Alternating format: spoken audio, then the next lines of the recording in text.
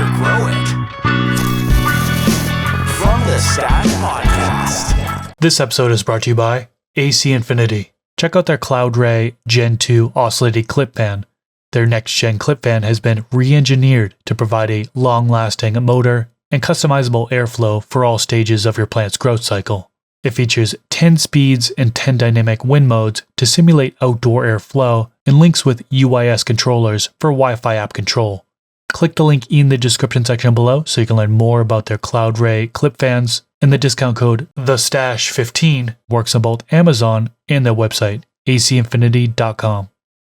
Growers who are looking for that secret sauce usually are just missing something from their garden. And to help with that, we bring you the Stash Blend Premium Plant Additive. Stash Blend brings beneficial bacteria, silicon, seaweed, humic acid, and has enough macronutrition to help lower the dosages of your base feed too. Unleash your plant's true potential with Stash Blend Premium Plant Additive. Available at Growers House. Awesome, guys. Welcome back. It's so good to see you. Welcome to From the Stash. We got a very special guest today. Queen of the Sun-Grown. The Queen is here. Hello, hello. So nice to see you guys again. It's been a couple months since MJ BizCon. Yeah. Got to meet in person. Yay. Oh, it was an a great absolute experience blast out there to be able to connect with the Seedsman booth, man. Big shout out to the crew there bringing us all out to collaborate. It's definitely awesome. Yeah, you guys got a code, right? From the Stash or Stash Blend or Stash? The Stash. The Stash. The Stash. I'm glad that you had to question it too, because I do every time. I'll throw out Stash 15. People are like, that's not it. The viewers will correct us. Yep. Be like, that's not your code, dude. I'm like, oh. You have one too, correct? Yes, Sun-Grown, I think. Oh, what an easy one. Just Sun-Grown, not Just Sun-Grown, Sun-Grown? I think, yeah. Sun-Grown. Okay, perfect. I think it's only fair enough that we mention yours since you asked us ours. Oh, yeah. Thank you very much for joining us today. It's an absolute pleasure. We've got a ton to talk about. You're an expert in the field, if I may, of growing some incredible dank, utilizing the resources that you have, including the sun and your own energy and spirit. And it's going to be a great conversation to dive into organics and utilizing the resources that you have at your disposal.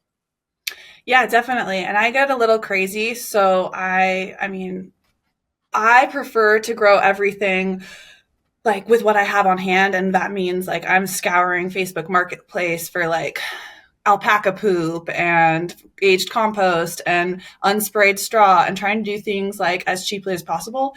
And obviously like that's not like going to work for everybody. Not everyone has a truck or the space to do that. So like my philosophy is just do the best that you can with what works for you, because the gardener is the most important part of the garden. You're the secret sauce. I think that's a great point. You know, a lot of people overcomplicate stuff because of people like us. Honestly, I'll take blame. We're on YouTube going over all this information, and instead of just taking pieces and utilizing it, they feel they need to jump on every single thing, and they'll implement too many things in terms of feeding regimens, equipment, processes, and everything. And I think simplification per grower is huge, and finding a process that's easier for you with what you have and what's obtainable locally. I know we'll have people who are desperate for Stash Blend, and it's like, dude, we are not in Germany yet. You know, we're not in Canada yet, but you can find alternative products that you may have to mix and match and do extra stuff, but get it at your discretion, so to speak. Oh yeah, definitely. I mean, products, like they're great and everything. I mean, you have a product, I have a product. We obviously are doing these things to, you know, make money and support our families, our livelihood. But like, there's so many different ways to grow, and sometimes people can get overwhelmed. We all have these different shows that we're listening to, podcasts, content we're consuming. And it's like, find what works best for your lifestyle, but also understand that not everything is going to work together either. Like you can't incorporate all of these, you know, like living soil in a 5-gallon pot. Like you're going to need to feed. So like understanding the basis of, I think really the science behind what you're doing is the best route to go, because I mean, everyone can sell you something, but the science, I mean, sometimes it lies, depends on who pays for the study. But for the most part, you know, science is a great way to just follow the science. Yeah, and starting off slow, I think, is another way to go about it. I think some people just bite off more they can chew. They try to switch to organics and like, okay, I need to get composting going. Okay, let me find manure. All right, let me get the cover crops going on the mulch layers. Really, you don't need to do all that the first time you ever try organics, right? You can take a stepping stone. One of the things that you actually put me on and I've been doing is composting. And I think that's a fantastic way to start to reuse a lot of these things that you're really just wasting for the most part. A lot of people are wasting. So food scraps can go into compost, right? Can you talk to us a little bit about composting, kind of how you recommend beginners to get started with it? Yeah, definitely. I mean, for composting, right? Like there's going to be people who have these like strict rules of what you should do. I was a certified master composter through UC Davis, and they were like, don't tell people to compost bones, meat, fats, all of that stuff. I'm a rogue composter. I don't listen to the rules. Anybody going to tell me some rules? I'm not listening. So like the issue with those items is that they attract pests. And I'm not really worried about that. Like rats freaking are turning the pile for me, man. Get in there. Um, like anything that you have on hand, think about this. Like we have become so dependent on systems. We don't know where our food comes from. We don't know where our trash goes. If you have the opportunity to tour a waste reclamation facility and look at where all of your trash goes, it's absolutely disgusting to think that is what we're doing to the earth. And so like composting is the first step of taking initiative into like your own accountability of how you interact with the planet. So like I have cut back on so many items after going and seeing like how much Amazon packaging, laundry detergent bottles, dishwasher detergent bottles, like all of that doesn't break down, doesn't get recycled. It's just thrown into the ground and buried. And what happens is we get toxic leachate, we get methane gas emissions, we have these points of pollution. And it's like, we only got one opportunity on this earth, so let's take it and do something good. 40% of that landfill, of the items in the landfill, could be composted at home, reducing a ton of that pollution. So like start small, either a worm bin or literally a static pile. I'm busy.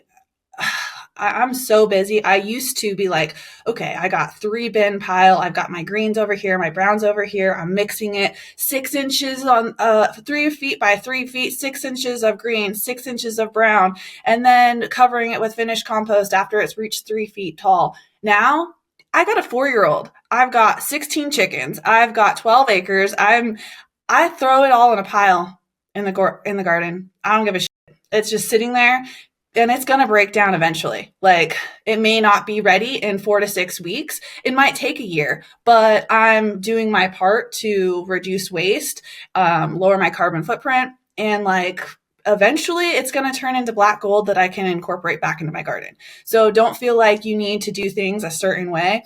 Like there is, I think we talked a little bit about the Johnson Sioux bioreactor previously, Chris. And Yes. this is like a super great way for you to kind of combine a couple different composting methods, which is like thermophilic, which relies on bacterial energy to decompose it. So it raises the temperature to like 175 degrees because of how much those bacteria are like fighting, killing each other, doing all this shit. It's creating heat, and that is going to help accelerate the decomposition of the organic matter. And so that's where you see like, you know, you need to turn it, you got to water it, you got to do all these things. But a Johnson Sioux bioreactor sounds much more fancy than it is. And it's like, just put a panel around a pallet on top, stick a tube in the center, fill it up, water it, and let it sit for a year. There you go. Yeah. And then it's going to be fungally dominant, which I'd love to get your guys' opinion on this. Like a lot of like marketed soil blends are touted as being fungally dominant.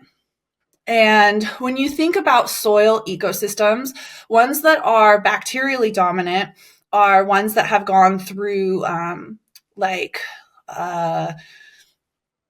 what's the word I'm looking for? Like disturbances, right? So bacteria are primary species. They're the first ones to come in after a disturbance in an ecosystem. So if you have like an earthquake, a fire, you're building a road, you're going to see a bacterial dominance in that soil. Well, fungal dominant soil is like aged ecosystem, like trees, right, are associated with the fungal dominant ecosystem. So is a plant that is only there for one season. So you would think like, you know, a bacterial dominance, like a grassland would be, you know, that's what it would prefer. But you see like fungally dominant marketed towards, and it's like, I wonder, is that just marketing? Do we have scientific data? Like I've looked and some people say like a 1-to-1 ratio bacteria to fungi. What is it though? And like, what are your guys' thoughts on that? I think a lot of it is marketing. I think majority of it is the fact that people will say includes microbes. And it's like electrolytes. That's plants' electrolytes. It's got what plants need. And so if they say that's in it without saying the species or saying specifically how much is in something, I think it's just filler words. But there's some brands that incorporate this in because they do feel it's a secret sauce that they're overlooking. They're using the bottled nutrients, a trio series. They're not adding anything beneficial at all. It's just a bunch of chemicals. So I think it's like they're giving you a little something, but again, it's like screaming you have electrolytes in prime. It's like what, from a million bananas? Like we don't like, I don't know. It just depends on what your focus is and what your growing style is. And some people, when they're grabbing this as a base and then adding more like a compost to it, or they're adding their own blend, I think that'd be different. But if you're just putting bottled nutrients in, I don't know if it's going to make a difference. I see people honestly getting the same, if not better results with a sterile media, with completely inert, with nothing at all in it. So it's like, what's the point unless you're blending a mix, unless you're doing an organic soil? I think it's just marketing. Yeah, I mean, I would argue that there are specific species of bacteria like Bacillus subtilis, for instance, that improves the plant's immune system regardless of the feeding type. So we're not relying on the enzymes to break down the organic nutrients. We're just seeing an association with the plant for boosting the immune system. And like that is like, you know, every ecosystem has a keystone species, which is one species that is like a beaver or a wolf or something that affects the rest of the ecosystem. And that particular bacteria is one of them for plants as well as us. So we find it in our gut, and it also helps promote our immune system. And so like, I think that for so long we were taught like bacteria is like germs, and it's like not, you know, we live in this like void since the 50s, right? We got like microwave food, canned things, C-sections, no breastfeeding. Like these are all points of contact where bacteria are inoculating us the same way. I mean, we stem from bacteria was like the first life on Earth, right? So like saying that even if you can't see a discernible difference, maybe in yield, maybe that is, you know, it's definitely having something of boosting the immune system of your plant. That's where I think it's they need to be specific on what is in this and not just saying, you know, it has microbes or there's been like, that's the big difference is the species needs to be listed and put in the front end so people understand why this is beneficial instead of just like, oh, it says HP mix, you know, or is this, it's like, know what you're purchasing. And I think that's where a perfect point, like you said earlier, is understanding a little bit of the science first. It will help you. It'll arm you with enough knowledge to be like, oh, I didn't notice I could get this at home. I already have this kind of product in my backyard. Just had no idea. Like it's ubiquitous everywhere. I think that's huge. The awareness and the education is number one and foremost. I didn't even know bacteria existed until Chris told me so. And the reality is that just no antibacterial. That's all I know. That's all I know. And so it's like I think I represent like a portion of the gardening community that either A, doesn't know, or B, doesn't want to know, because I really have zero interest in it. And do I know that there's studies? Yes. Yep. I know there's studies, and I know that there are things considered beneficial bacteria. But it's not necessarily that I don't want to know. It's that I don't want to go out of my way to have to try to figure it out. And so in the way that our our space is just so juvenile in regards to the science, the education, the awareness. With time, people like myself are going to know whether they like it or not. It only took me a few weeks to understand VPD after Chris invented it. And, so like now it's These just are jokes, people, somebody listening who's like, what the fuck? Yeah, the amount of people that argue with me that Chris did not invent. It's crazy, man. I thought it was a great joke, and it goes over so many heads. But the reality is that now it's kind of a no-brainer to understand that there's a medium, there's a happy medium between your humidity and your temperature. There's just boom, there's a number there. Now, in the same way, when you discuss whether or not people will understand the bacteria, whether or not it's marketing, we just need the science to catch up with the marketing so that the average person can say, oh, okay, I get it now. There's more cannabinoids than just THC and CBD. I think the tough part is the science, just like Alex said, is it could be paid for science. And like, I love Bruce Bugby, but him tying to Athena makes everyone be like, it's paid. It's like, no, they did it for credibility because they know this guy can at least help them solidify some of the shit saying, and that's the tough part is when you bring in science, majority of people these days immediately hit you with the Fauci talk, and that'll probably get me canceled, but in the sense of like not believing shit that's being said and questioning everything. So if there is science for a lot of this stuff, but it's how people digest the science and if they believe the science, I feel is the biggest argument. With any good science comes peer review. And I think whether these studies are paid for or not, with time, people are going to be able to test those theories, test that science, and determine whether it's actually legitimate or whether or not it's far-fetched, and come up with their own conclusion. So that's where I feel like we just need a little more time. We've kind of exploded into the world of, if I may, with organics in relativity to our plant. It's always been there, but I just mean within the last 10 years, the knowledge and the understanding of the relationship between soil, plant, food, microbes has only intensified. Of course, we've known these things, but to apply it to our plant has exploded. So it was looked at as like hippie talk before. But it's inevitable that the average Joe will know this information, is kind of what I'm just trying to say. It's just going to take time. And I would argue that humans have been around for 250,000 years, but plants have been around for 250 million. And they've been doing this with microbes. They know that this is how they became into existence, was they never had anyone taking care of them besides microbes. So regardless of whether we like implement it or not, like they have that 90% of all plant species have a relationship with a mycorrhizal fungi. It's like, do we need to be adding them because they are everywhere? You're breathing. I mean, we have equal parts bacterial DNA in us. Like if you were to count our DNA compared to bacterial and yeast DNA, we have more microbial DNA in us than human.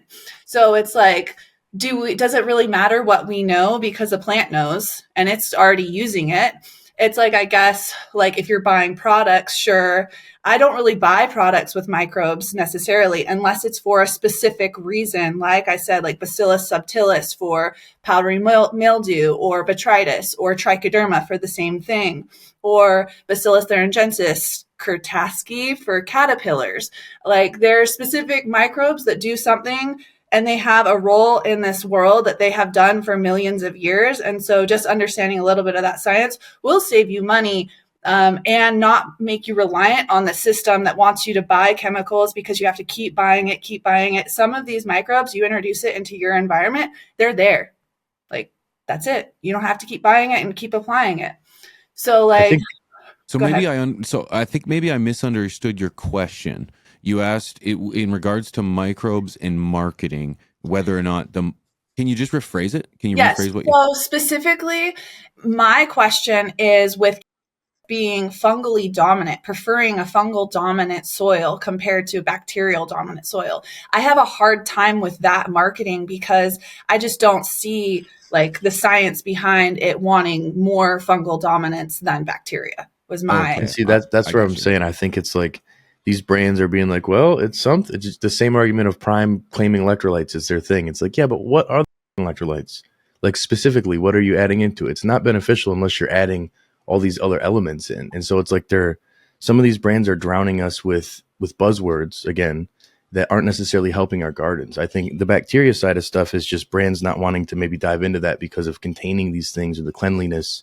Most are running with sterile commercial grows, and they don't really care about us so much. You know, the home grower market is not the same as the commercial market. We kind of feed, like, we get the bottoms of it. We'll get the small one bale out of the 100 bales that gets sent somewhere, you know? So it's like, it's different if you're an organic grower, because then you look at it totally differently. You're buying something specific for plants. But when it's like, for example, a soil that says they have more fungi in it, it's not necessarily something that may be that beneficial. I feel like to pay more money doesn't make any sense. To say, oh, it also has this, cool. But yeah, the bacteria, if it doesn't have beneficial bacteria, then it's not as beneficial, in my opinion. It just seems like it's marketing.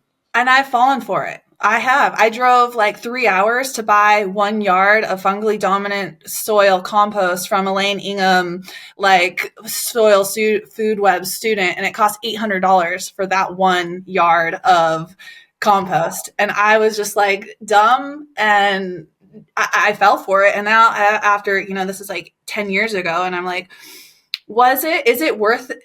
No. Is it? I don't think so. I think it's marketing. And it's hard when you have like people that we're looking up to. We're listening to TED Talks from Elaine Ingham. She freaking discovered, quote unquote, the soil food web. And so you're like trusting in that like authority, right?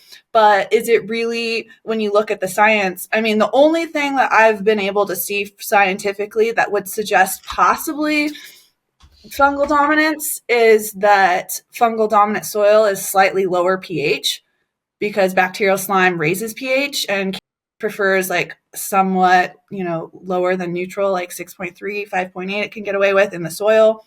So like average crops are closer to 6.5 to 7, like the average perennial.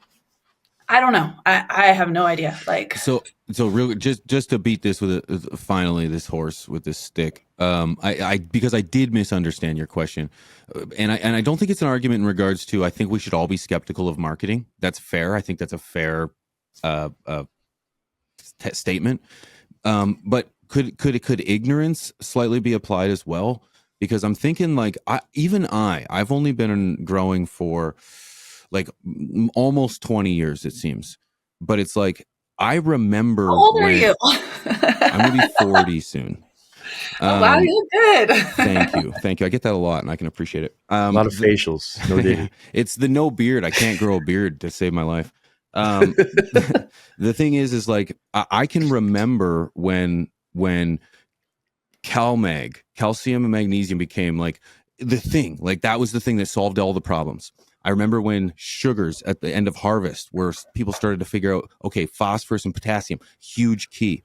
Up until like carbohydrates. Up until like the 90s, we were using like Miracle Grow. We were just using time release nutrients. Before that, we were just planting it in the ground and hoping for the best.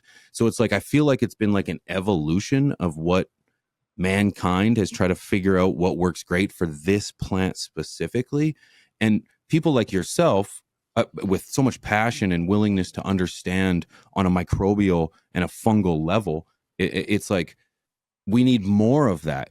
Like with all due respect, it took you 10 years after buying an $800 pile of dirt to realize, wait a minute, I can do this way more efficiently and effectively. Now I mean it with respect, because of course we all have to learn, but it's like your wisdom and your experience is now going to speed that process up for somebody who's going to be able to figure this out by skipping that process and then focus directly on the thing. So it's like, maybe we just haven't gotten to a point where it's like, okay, maybe microbes aren't as important, but fungus is the importance. Well, we were marketing fungi. Oh, yeah. whichever way it is. Right. This is where I think like the nutrient cycling is one thing, but like the aggregation, I think people maybe looking at it as like how porous the soil could be. So utilizing that, and when you're sending bales and bales and bales, and I'm thinking more of the pro mixes of the world and the companies that are sending mass production. That one, I think they're putting fungi in there for maybe different reasons versus our plant growth. I guess if there's mycorrhizae, that could be beneficial in that sense. But a lot of people are adding that in with another supplement of some kind. Like there's so many that both of our products have that. So it's like you would you'd think that would be, I guess, maybe the selling point is the mycorrhizae, if anything, the specific what's in there. But yeah, I don't know. It does seem like it's a little bit more marketing because the people that are being sold to aren't necessarily utilizing soil as their feeding regimen. They're feeding the plant more than they're feeding the soil, so to speak. Yeah, and that's like a good point of feeding your plant versus feeding your soil, and like really, bringing it back to what's important to you. And so for me, it's like I am trying to remove myself from the system of being reliant on purchasing something constantly. Like I want to build up my soil so every year it's better, it's richer.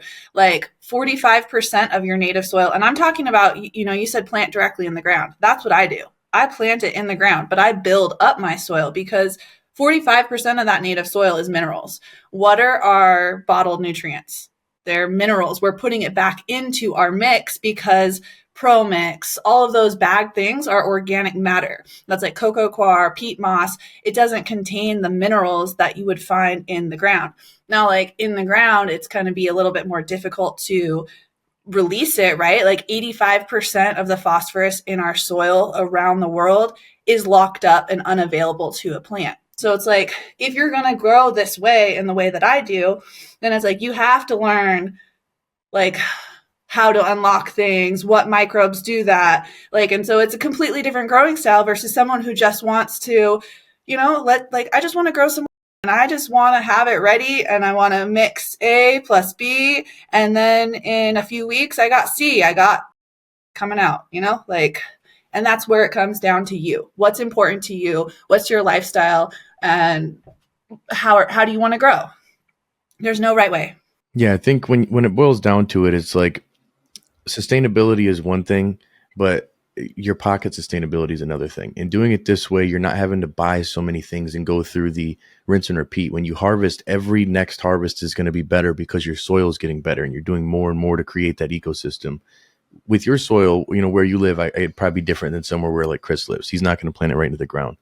Composting, I feel like step one in that sense. But then soil. So do you need to buy a big name brand, or are you just getting local?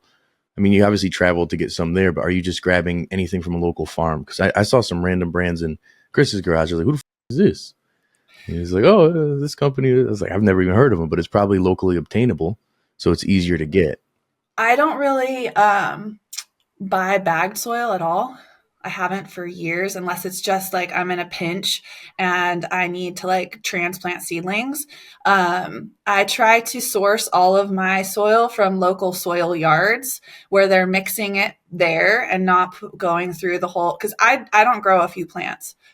I grow a lot of, like, I don't need a couple bags. So I need like truckloads. And for that, like going to the source. So I've got like a worm farm locally that I go to, and they sell worm castings by the yard, but they'll mix it for you, custom blend whatever you want. You want cocoa coir instead of peat moss, you want rice hulls instead of perlite. Like they mix it all in. If you want to add amendments, you want to add the glacial rock dust, you want to add, they have all the down to earth, they'll do it for you. And so I'll just pick up some of that and build and have that just like incorporated into my native soil. So my next question is, because Rob kind of touched on it, but we kind of focused on soil, and then you mentioned worm castings, because I'm thinking cost effectiveness. We kind of, because that's number one for me, is you have to save money. You have to save money. Unfortunately, it's one of the most precious resources aside from time and love. But the thing is like, can you really save money in your way? Or is it almost, can it be a big of a rabbit hole in regards to spending money on amendments and soils, worm castings? And because for me to get a year's worth of nutrients with Stash Blend, I'm looking like $300, give or take. Now granted, your scale of plants are much smaller than mine, so it would have to be relative. I'm only growing, at mass, maybe, 6. I'm flowering like 6 plants. Opposite again. Yeah. Her scale's much larger. Her scale's much larger. It's not what I said. The opposite. Oh, She's got a couple plants. she's got a couple. I do way more. Your basement plants. I'm not any I'm big queen of the outdoor homegrown. plants. Leave me alone. So yeah, you're growing way more than I am. So it's like you're going to be spending more naturally, but I think relatively, are you really saving Let's money? break this down. How much can you grow a pound of? Well, with a pound, it would have to be very specific. I'd have to break that down. Like an average number. It would be cheap. Like up in less than $50. Okay, yeah, I can Well, do it. less than- $40. $40 Yeah. is about what it cost me to grow a pound a week. So, like sustainability, there's 3 pillars of sustainability in my mind. That's what I went to school for: environmental science, natural science. So, like, economics is a pillar of sustainability. How it affects your wallet is a huge portion. I'm always trying to do things as affordably as possible. Not only am I growing like because I smoke a lot, I'm trying to save money that way, but like I grow my family's food, I have chickens, I'm doing all these things because I know not only is it healthier for the planet, it's healthier for me.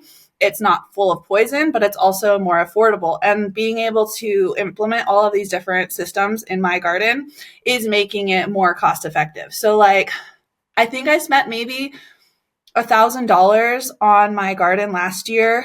And that was like building a brand new garden from nothing. Wood to build raised beds, trellising I'm going to keep using. So maybe there was like 500 of that went into,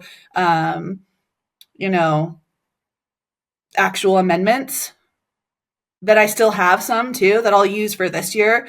And I grew maybe like 12 pounds of flour and got, 10 ounces of rosin.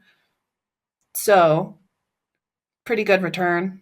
Yeah, and I think that's the argument, is that you can really throw it back at me and say, well, what are you doing for the planet? What are you doing for you? And not only that, can you answer the question in terms of what's inside of A, B, or C? Because, I would have to rely on a bottled nutrient where I don't know where it's sourced. In reality, I don't even know what's in it. It's something in water. So yeah, that peace of mind is worth a lot. And in reality, if I can get it down to less than $50, and you can get it down for less than $50, we're on par for the same wallet. At the end of the day, it's more about efficiency and effectiveness. It also comes down to, really the environment, right? What processes went into creating these synthetic bottled nutrients versus what processes went into getting these all natural ingredients, right? And I think that's where a lot of, talking about sustainable and organic and all natural, I think that's where it wins, is being more environmentally friendly. I actually have an idea or an idea about this. And because I'm always arguing with myself about like sustainability and how I can improve, right? Kaizen, continuous improvement, removing waste, becoming more efficient. And so for like the sustainability aspect, I question with like phosphorus particularly. I've been battling this and arguing for like 4 years on organic phosphorus sources. And like some of the organic ingredients that we use, are they really more sustainable than some of the synthetic things because of the way that they're harvested? Like bat guano, bird guano. I don't use any guanos in my garden because for me, what's most important is the environment. And so regardless of it being an organic phosphorus source, that's really great. Your plants love it. The way that they go in and destroy cave ecosystems, destroy islands where endangered birds are nesting to harvest this, it's like, to me, it's not worth it. And so like, that's where that, like, I wonder, like, I don't know a lot about the synthetic production of phosphorus. I mean, I know that like synthetic nitrogen was discovered, like the Haber-Bosch method during World War II for explosives. So nitrogen is actually like part of the industrial war complex. The nitrogen fertilizer we use is also like a bomb. But like phosphorus, I'm not super aware of how synthetic phosphorus is produced, but I do know that organic phosphorus, like a lot of that is not sustainable and I won't use it. So like for me, rock phosphate, which is mined. So you have a whole nother slew of environmental issues with mining. And then bone meal and like blood meal, because that's a byproduct. So whenever I'm looking for amendments, I usually try to purchase things that are byproducts of industries that are already, this would be a waste item, like cocoa coir. That would be a waste item. So peat moss is harvested in pristine, bogs that took thousands of years to produce this peat moss. So would I rather use cocoa coir or peat moss? I'm going to go cocoa coir. Would I rather use bat guano or bone meal? I'd rather use bone meal. So it's like going back again to what is most important to you as the individual gardener. It's your life, it's your moral compass, it's your decision in your garden. And so for me, yeah, I'm like an eco warrior. I'm trying to do the best for the planet. But I am interested in synthetic phosphorus just because I'm like, well, what is the ecological impact of that? I don't know if you guys are familiar with Organics Alive. Do you know that company? So they make their products are so similar to just like it looks like a synthetic salt based. It's like blue and pink and green, and it's a fine powder that's water soluble. And they're making this with bacterial fermentation. So they're using bacteria to produce specific ratios of NPK. And so like to me, whenever I have clients who are trying to get into organics, that's what I get a lot of consulting. Like, hey, I'm a hydro grower, but I really want to go organic. I point them in the direction of Organics Alive because it's so similar to a hydroponic synthetic setup with your part A, B, whatever, and you just mix in to water. But like, I'd really like to talk to them about how they're producing their phosphorus, because I use that a lot in my during flower, because I feel like it has to be more sustainable. They're literally creating it from bacteria. But then I'm like, well, what's the food source? Because you can't just create something out of nothing, right? Like it has to come from somewhere. So what is that initial source of food that's feeding the bacteria to create that level of phosphorus? I don't know.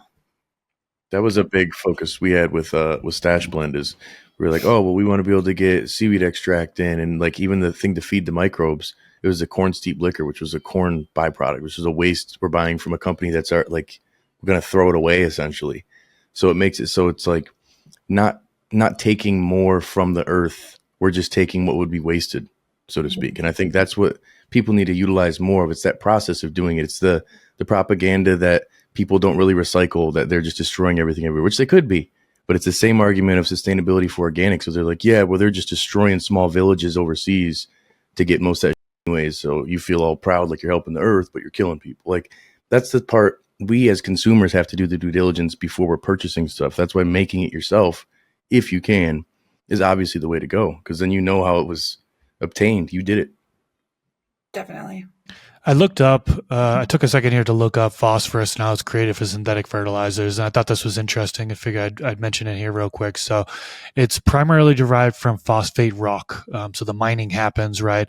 Then it's processed to remove impurities. Then it actually gets transferred into phosphoric acid. And then from there, it gets, in order to create the phosphate fertilizers, the phosphoric acid is converted into different forms, such as monoammonium phosphate, diammonium phosphate, superphosphate, and then at some points it's granulized. So there's just additional processing happening. It's really the source is the mining of the phosphate, which a lot of organic fertilizers, they'll just stop there, right? And that's what they give to the customers. Or in the synthetic side of things, they're going to take that and then put it into the other forms, process it into other forms, which of course are going to take a lot more energy. Not to mention, there's a few problems with that. 70% of phosphate rock is found in Morocco, so you've got a supply chain issue. Physogypsum, which is a byproduct of phosphorus, is radioactive, and it is stored. And so it provides or can have concerns of leaking into groundwater, ground sources. So, and so not to mention the depletion of the rock itself.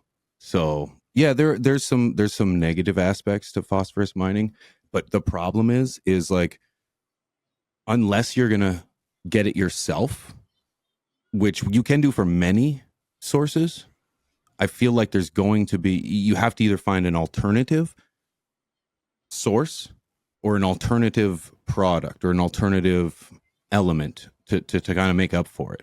And I'm not sure what the opposite of phosphorus or an alternative to phosphorus is. I think it'd be the makeup of it. Like you look at Nick from Rooted Leaf, they have carbon based.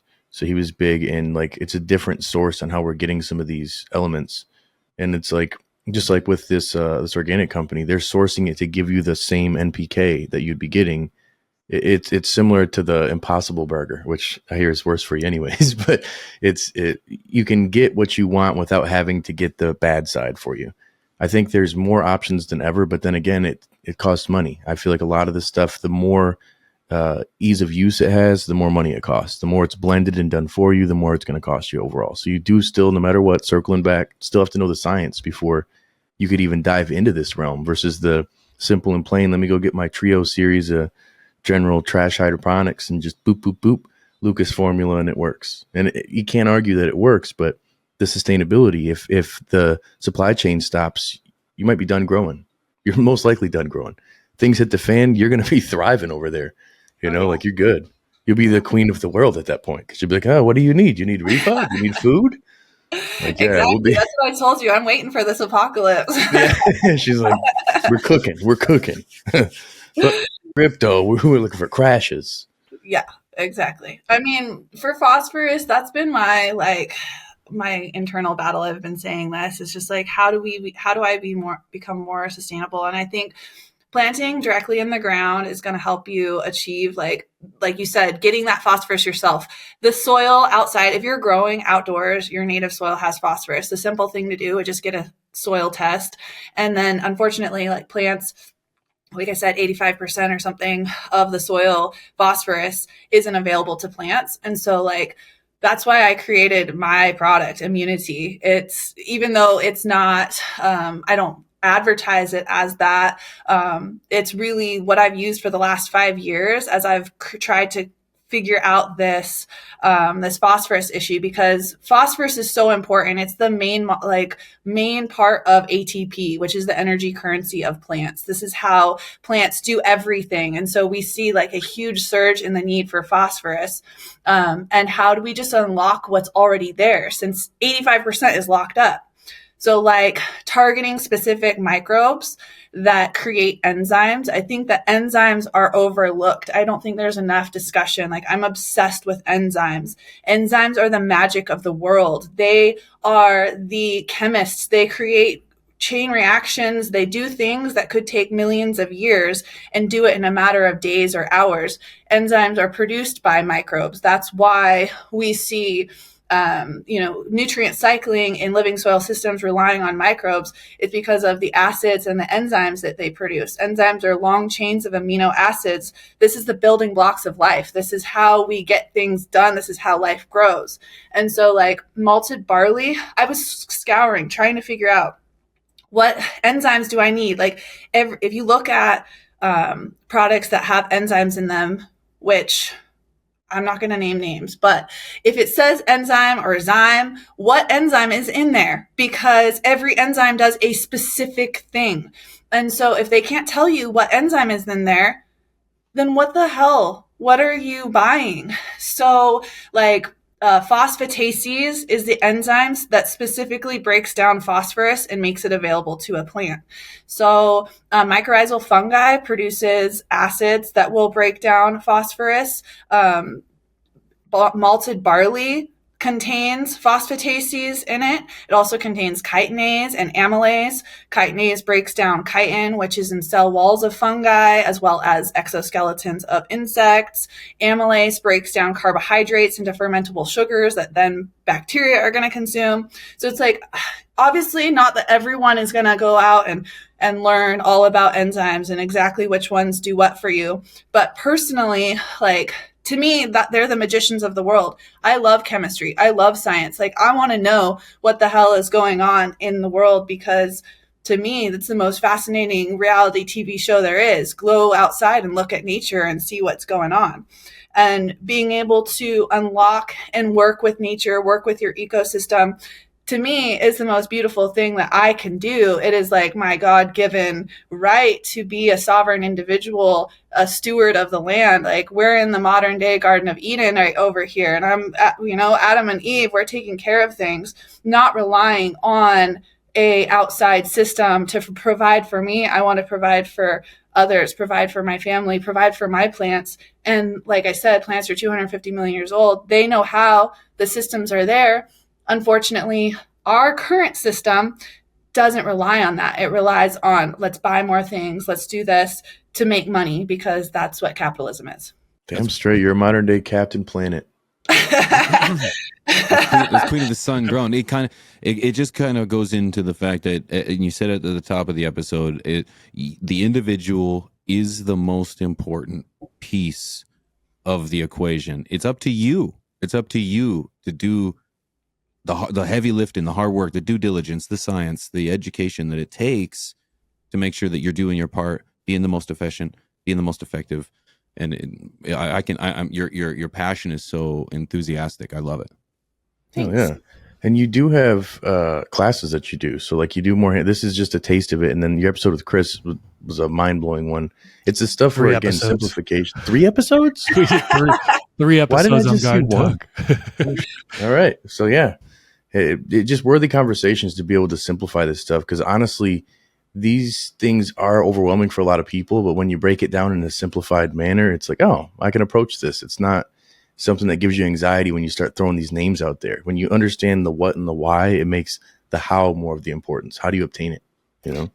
So when we were at MJ BizCon, I was sitting there with Cat Lady at like midnight, and she's asking me, she's like, I never understood chemistry. Like, you see the world through like a chemist, like as everything is chemistry. And I think that that's the fault of our public school systems, of like separating subjects into their own, like, oh, I'm going to algebra, I'm going to chemistry, when in reality, like, the whole world is chemistry, is physics, it's all going on around you, and learning subtly, not like, I need to learn how to do titrations and this chemical analysis. Like, no, learn.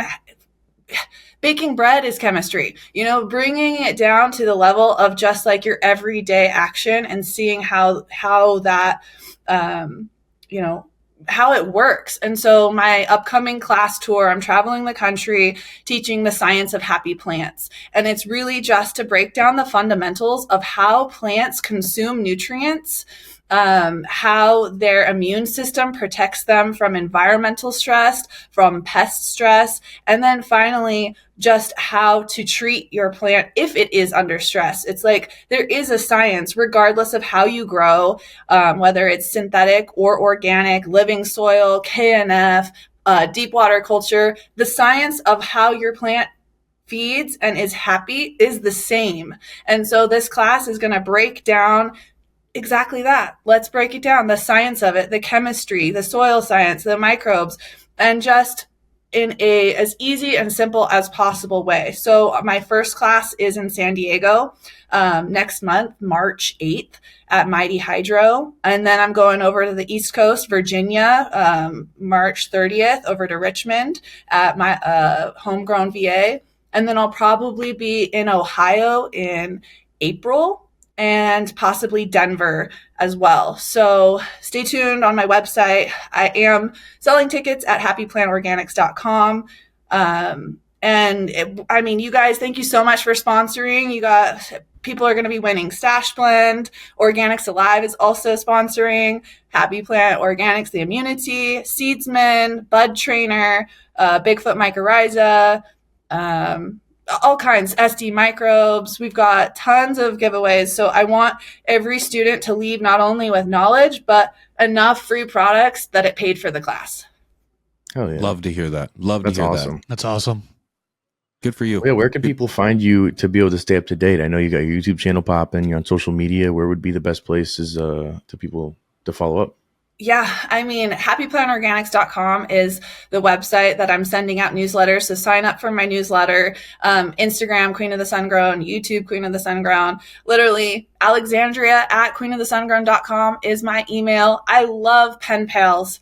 Send me an email. I love waking up to emails of people telling me like, I have 250 sheep and I make this much compost every year and I'm growing this and that. I'm like, hell yeah, man. We are part of the modern day revolution. Growing your own food, medicine, growing weed. It's federally illegal in America to grow marijuana. So regardless of whether you believe it or not, you are part of the revolution if you are growing. So stand up and reach out to me, and in whatever way I can help. And if you can't afford to pay for the ticket, like free tickets to anyone who can't afford and wants to go. I don't care. Love to hear that. Love to hear that. Yeah, Wow. don't be a scumbag and take advantage in a negative way, though. No, of course Yeah. not. Yeah. Shows up in a limo. Thank you so much for coming on. We wish you nothing but luck with your couple plants, with your course. Sorry, that was a joke. That went right over my head for a minute. Yeah. No, For we the wish few you luck. little We things wish you you got luck going. with everything, and it was an absolute pleasure having you on. And I have a feeling that this is the start of just another conversation to come, because we just scratched the surface with the things that we could talk about. So thank you. Yeah, of course. Absolutely. Thank you. I want to say that if you are growing from clones, technically it is just one plant. You know what I mean? If you have like you 10 know what I mean? I clones. like that.